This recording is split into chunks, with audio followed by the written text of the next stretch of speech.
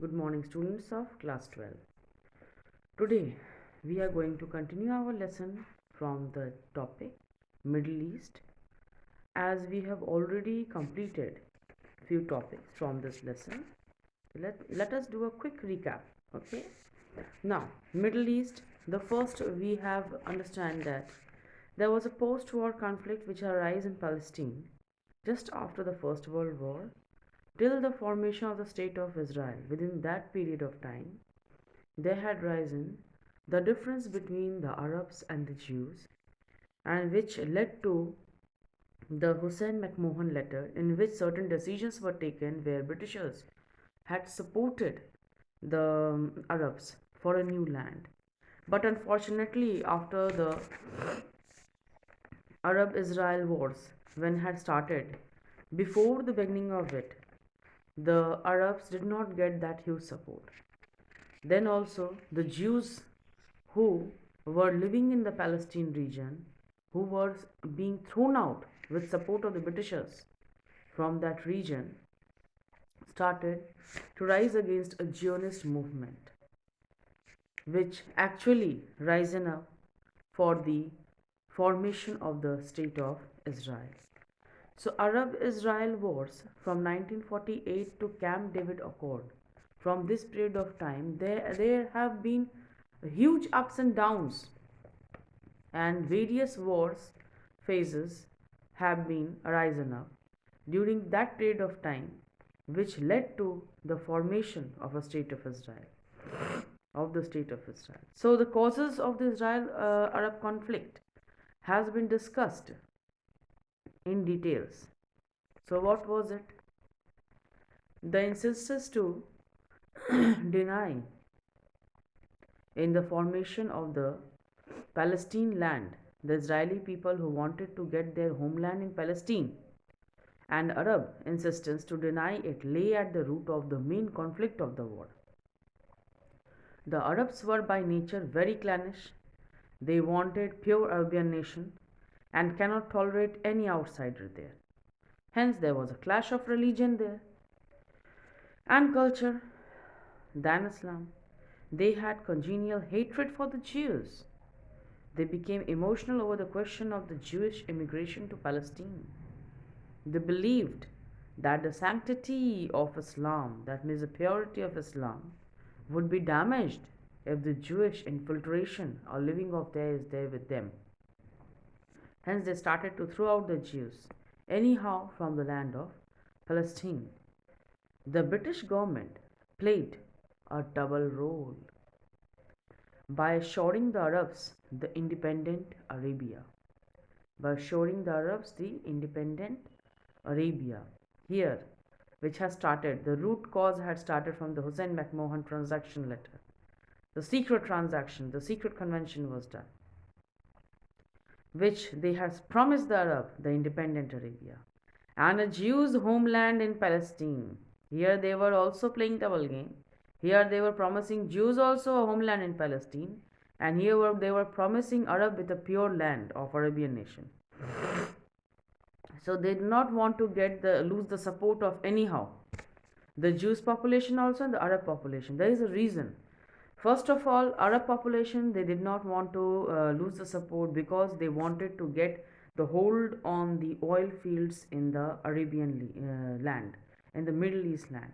They wanted to get control over the oil fields. For that, slowly they were having a good cordial relation with the Arabs by not betraying them. Now, secondly, the Jews, why they were supporting the Jews, what profit they will get from them. See, Jews are a scattered clan. You can tell they were not only in Arab, they are such a community that they are scattered all over the world. So Jews population was heavy in the percentage compared to New York and England and all.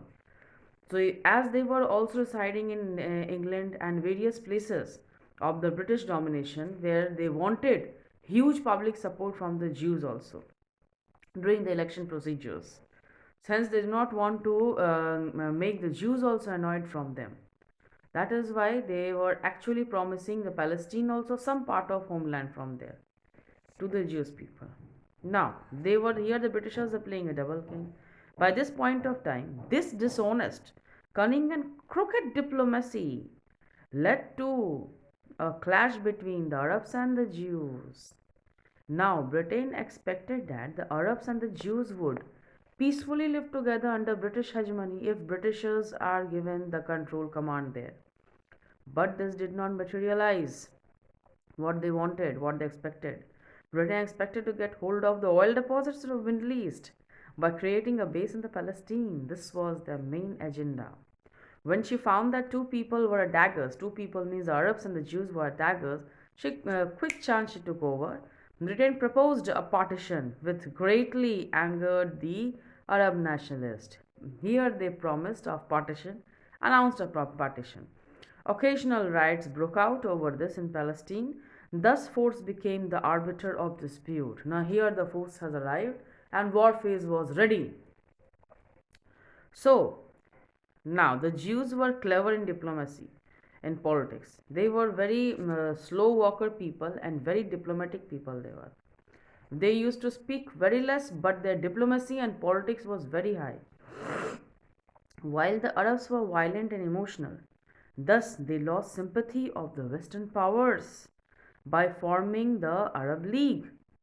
President Nasir of Egypt hoped for Arab solidarity to crush the Jews, but the Jews mobilized American arms and support by diplomacy. The Cold War aggravated the situation now. At this point of time, it actually make it at a height. As USA was in favor of Israel, the Soviet Union supported the Arabs. Now look at the thing. Here communist and the capitalist agenda has risen up. Here capitalists, that means the USA is favoring the Israelis and the Soviet Union is supporting the Arabs. The proxy war started here. Now what is the proxy war here?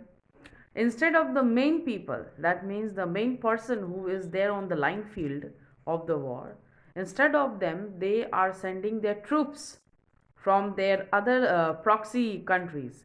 That is, the proxy countries nations are USA, and here the proxy nations also. That means you can tell that these two peoples on one side, and here USA and Soviet Union had come on the field of the war, taking the name of the Palestine land.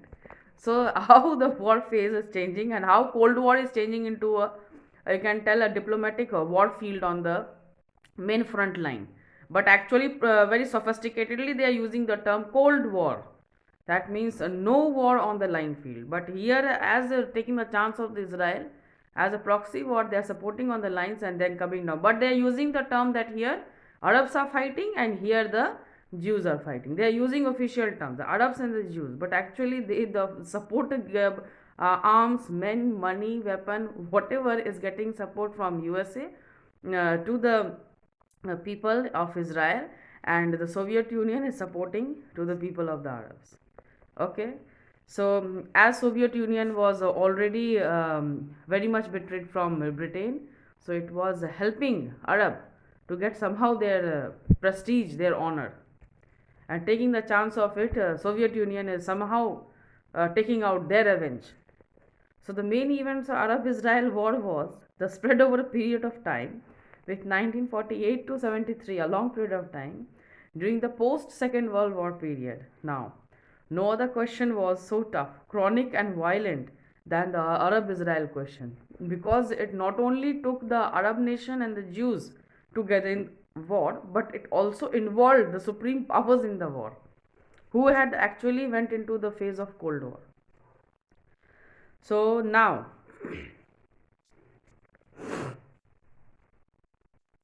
let us start the first Arab-Israel war. As soon as the state of Israel was declared in 1948, Egypt, Syria, and Jordan attacked it. The Arabs under Nasser, the president of Egypt, would not hear any term except the eradication of the Jews from Palestine. Most people expected that Arabs would win easily. The Israelis gave up conciliation policy by their superior strategy and skill. They tried to crush and the Arabs to the dust Israel, General Valrain. Routed the enemies on all sides. This is the war phase going on. what was going on in that war phase. So Israel very soon captured west of Gaza Strip and west bank of River Jordan and evicted 1 million Arabs from that occupied zone. Thus, the evicted Arabs came to be known as the Palestinian Refugees. As they were evicted, they were thrown out of the region. So, the cries of the whole land were organized by Yasser Arafat, and this added new knots to the already knotty problems which were going on in Palestine. The UNO declared ceasefire, but Nasser declared a state of war. Here, Nasser was not looking into the matter of UNO now. So, ignoring the UN mandate, they would not recognize the legality of Israel. They, though defeated, regarded this war as only the first round of struggle to destroy Israel and liberate Palestine. So, now the Suez issue started. What was the Suez issue? Colonel al-Nasir, the new ruler of Egypt, was in favor of Arab unity and independence. He wanted liberation of Palestine from the Jews. For this, he organized guerrilla fighters. In 1936, Britain had signed an agreement with Egypt. According to this agreement, Egypt allowed the British to keep troops at Suez. Now, this treaty was due to expire in 1956, and Britain wanted its renewal also. But Nasir refused it and insisted that all the British troops should be withdrawn from this region immediately. Nasir also sent help to Algerian Arabs in their struggle. He also signed an arms deal with Czechoslovakia for Russian arms. The Russian experts now came to Egypt to train the Egyptian army. As a result, the Americans became furious because the Western powers were no longer in a position to control arms supply to Egypt. Egypt now became a part of Cold War. America thus cancelled a promised grant of $46 million for the construction of Aswan Dam. America thus followed a policy of forcing Nasir to cut off these connections with communists. Thus, in 1956, Britain and France got involved in conflict when Egypt retaliated by nationalizing the Suez Canal. The Anglo-French powers decided to teach Egypt a lesson by sending their attacking forces. Israel joined the Anglo-French forces and occupied the Gaza Strip and destroyed Egyptian military installations. At last, America and UN intervened and Anglo-French forces were withdrawn. Israel later withdrew from the Gaza and most reluctantly, under the pressure of UNO forces, Arab became the accomplished pact and was complete humiliation for Britain and France because they achieved nothing from this war. In this situation, there are a number of clauses which are blamed for Arab-Israel contest.